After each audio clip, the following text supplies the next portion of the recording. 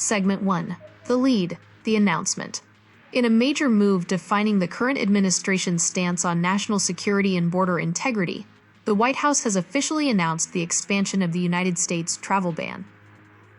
This latest executive action adds 5 additional countries to the existing list of nations facing significant entry restrictions. The administration justifies this expansion by citing critical gaps in security protocols, specifically regarding the sharing of counterterrorism data and the reliability of identification documents provided by these specific nations.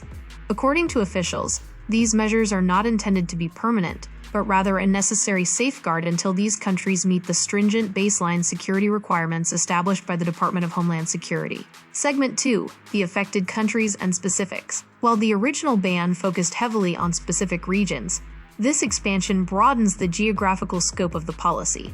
The 5 new countries added to the list face varying degrees of restrictions. For some, the ban is a near-total suspension of both immigrant and non-immigrant visas. For others, the restrictions are more surgical, targeting specific government officials or limiting certain types of business and tourist travel. It is important to note that these restrictions generally apply to new applicants seeking to enter the United States. Current green card holders and those who already possess valid visas are typically exempt from the immediate impact of the order, though they may face heightened screening upon re-entry.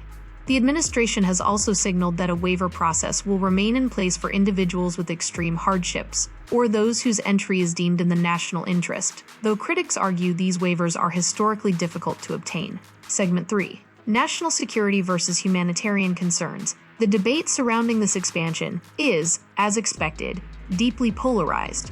On one side, the administration and its supporters argue that the primary duty of the federal government is the protection of its citizens.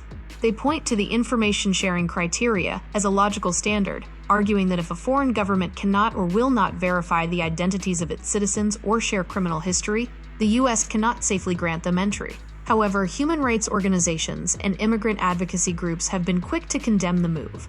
They argue that the ban unfairly penalizes millions of innocent civilians for the failures or political stances of their governments. Critics also suggest that these bans damage America's global reputation, strain diplomatic relations with key allies, and separate families who have been waiting years for legal reunification. Segment 4. The Legal and Political Landscape. From a legal perspective, this expansion sits on firmer ground than the very first iteration of the travel ban seen years ago.